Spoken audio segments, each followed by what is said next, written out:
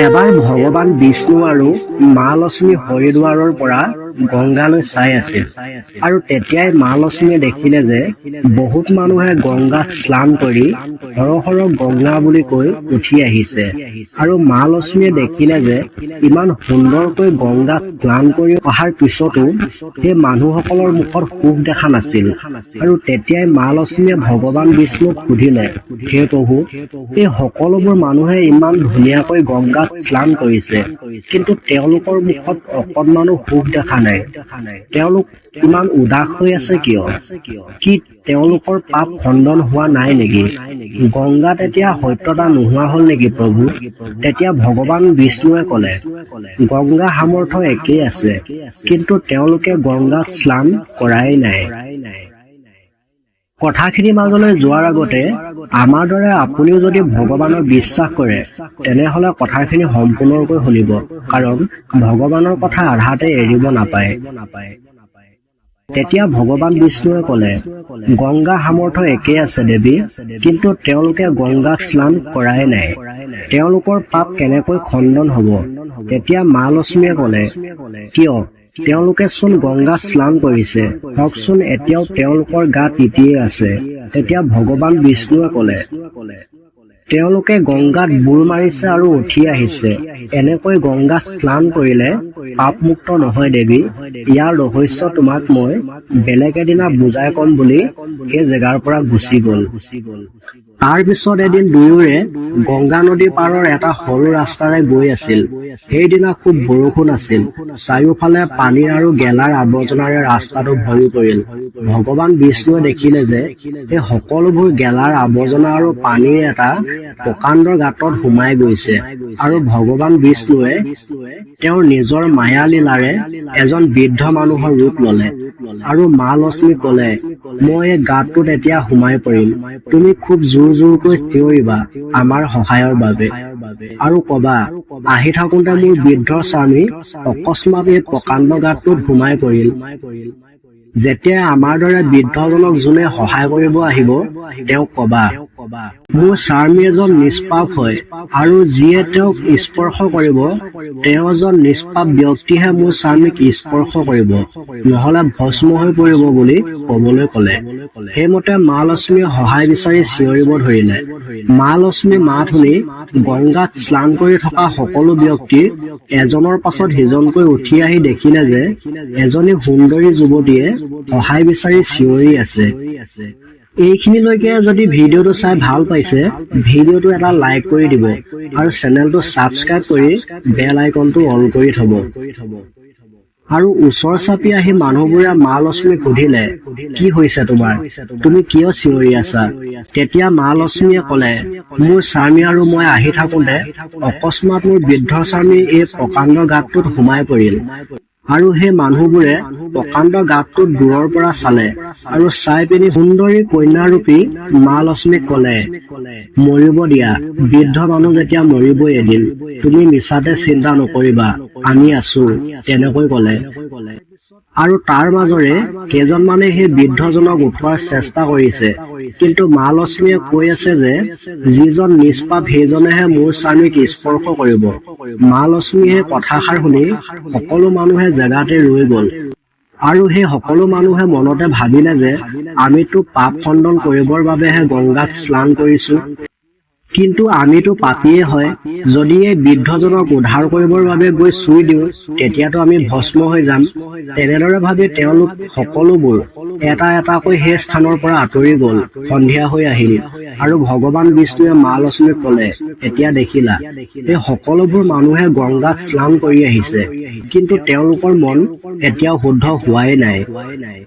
আৰু সেই সময়তে এজন মানুহে গংগাত স্নান কৰি লৰালৰিকৈ সেই ৰাস্তাৰে আহি আছে, আৰু সেই মানুহজনক মা লক্ষ্মীয়ে তেওঁৰ বৃদ্ধ স্বামীক উদ্ধাৰ কৰিবৰ বাবে কলে। মা লক্ষ্মীৰ কথা মতে সেই মানুহজনে বৃদ্ধৰূপী ভগৱান বিষ্ণুক উঠাবৰ বাবে উঠি পৰি লাগিল, আৰু মা লক্ষ্মী সেই মানুহজনক কলে, মোৰ স্বামী নিষ্পাপ হয়, তুমি যদিহে নিষ্পাপ নহয়, মোৰ স্বামীক স্পৰ্শ কৰিলে তুমি কিন্তু ভস্ম হৈ যাবা। তেতিয়া সেই মানুহজনে ক'লে, মই মাত্ৰ গংগাত স্নান কৰি আহিছো, আৰু আপোনাৰ কিয় সন্দেহ হৈছে মই নিষ্পাপ হয় নে নহয়? সেই বুলি কৈ বৃদ্ধৰূপী ভগৱান বিষ্ণুক প্ৰকাণ্ড গাতটোৰ পৰা উঠাই দিলে। আৰু সেই নিস্বাৰ্থ নিষ্পাপ ব্যক্তিজনৰ আত্মবিশ্বাস দেখি ভগৱান বিষ্ণু আৰু মা লক্ষ্মীয়ে সেই মানুহজনক ভগৱানৰ ৰূপত দেখা দিলে।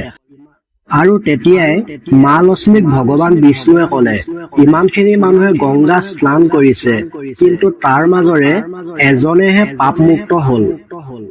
যি মানুহে বিশ্বাস আৰু শ্ৰদ্ধাৰ অবিহনে গংগাত স্নান কৰে, তেনে মানুহ কেতিয়াও পাপমুক্ত নহয়, তেওঁলোকে তাৰ ফল নাপায়।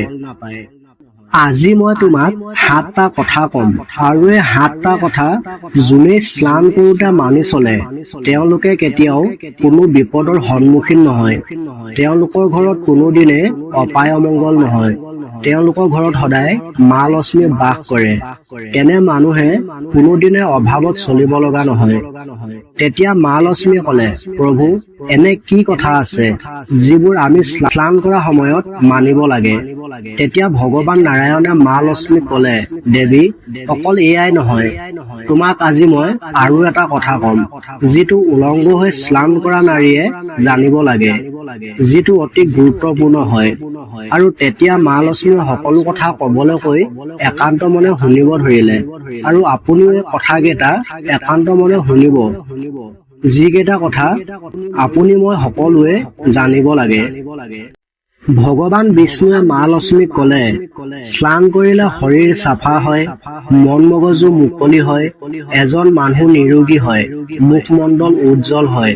তাৰ মাজতে 1 নম্বৰতে কৈছে, স্নান কৰিলে এজন মানুহৰ 5টা গুণৰ অধিকাৰী হয়: ৰূপ, তেজ, পবিত্ৰতা, নিৰোগী আৰু মেধা। 2 নম্বৰতে, যি নদী ঘাটত কাপোৰ ধুৱে, সেই নদীৰ পানী অপবিত্ৰ হয়, সেইবাবে সেই ঘাটত স্নান কৰিব নালাগে। 3 নম্বৰতে, ধন, পুষ্টি, নিৰোগী আৰু সুস্বাস্থ্যৰ অধিকাৰী হবলৈ হলে ঠাণ্ডা গৰম সকলোতে প্ৰত্যেক দিনাই স্নান কৰিব লাগিব। 4 নম্বৰতে, শাস্ত্ৰই কৈছে, স্নান কৰিলেহে এজন মানুহ পূজা পাঠ আদিৰ বাবে উপযোগী হয়, সেইবাবে পুৱাই উঠি সদায় স্নান কৰিব লাগে। 5 নম্বৰতে কৈছে, পুৱাই উঠি স্নান কৰিলে পাপমুক্ত হয়। পুৱাই উঠি স্নান কৰা জনক কেতিয়াও ঋণাত্মক শক্তিয়ে আক্ৰমণ নকৰে, সেইবাবে পুৱাই উঠি স্নান কৰিব লাগে। 6 নম্বৰতে, শৰীৰত তেল লগাই কেতিয়াও স্নান কৰিব নালাগে। 7 নম্বৰতে, গংগা মা এক কথা অনুসৰি যিজনে স্নান কৰোঁতে গংগা মাক স্মৰণ কৰে, তাতে গংগা মা উপস্থিত হয়। তাৰ পিছতে ভগৱানে মা লক্ষ্মীক ক'লে, এতিয়া মই তোমাক এটা বিশেষ কথা কম, যিটো নাৰীৰ বাবে। আমাৰ হিন্দু ধৰ্মৰ প্ৰত্যেকটো কামৰে এটা নহয় এটা নিয়ম আছে। তাৰ মাজৰে এটা হৈছে উলংগ শৰীৰে স্নান কৰা। আমি সকলোৱে শাস্ত্ৰৰ কথাসমূহ মানিব লাগে, কাৰণ আমাৰ জীৱনৰ প্ৰায়বিলাক সমস্যাই শাস্ত্ৰৰ লগত জড়িত আছে। পৌৰাণিক কথাবোৰ আমি বিশ্লেষণ কৰিলে দেখা পাওঁ যে ভগৱান শ্ৰীকৃষ্ণৰ দিনৰ পৰাই এই কথাসমূহ চলি আহিছে। যেতিয়া সৰোবৰত গোপীসকলে নগ্ন শৰীৰে স্নান কৰি আছিল, তেতিয়া ভগৱান শ্ৰীকৃষ্ণই গোপীসকলে নজনাকৈ সকলো বস্ত্ৰ লুকুৱাই দিছিল। গোপীসকলে বস্ত্ৰ নাপাই ভগৱান শ্ৰীকৃষ্ণক বস্ত্ৰ ঘূৰাই দিবৰ বাবে হাত জোৰ কৰি প্ৰাৰ্থনা কৰিলে। আৰু ভগৱান শ্ৰীকৃষ্ণই তেতিয়া তেওঁলোকক সকলো কথা বুজাই ক'লে, কেতিয়াও ক'তো বস্ত্ৰ পৰিধান নকৰাকৈ স্নান কৰিব নালাগে।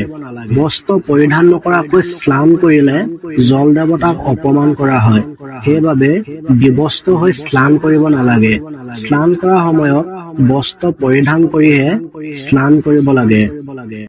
গুৰু পুৰাণৰ মতে স্নান কৰা সময়ত পূৰ্বজ আপোনাৰ আশে-পাশে থাকে আৰু আপুনি স্নান কৰোঁতে আপোনাৰ বস্ত্ৰৰে নিগৰি অহা পানীকণ খাই পূৰ্বজে তেওঁৰ ভোক নিবাৰণ কৰে। সেইবাবে বিবস্ত্ৰ হৈ কেতিয়াও স্নান কৰিব নালাগে। আশা কৰোঁ আপুনিও আজিৰ পৰা এই কথাসমূহ মানি চলিব। ভিডিঅ'টো চাই কিবা এটা হ'লেও যদি জানিব পাৰিলে ভিডিঅ'টো এটা লাইক কৰি দিব আৰু চেনেলটো ছাবস্ক্ৰাইব কৰি ল'ব নাপাহৰিব। ধন্যবাদ।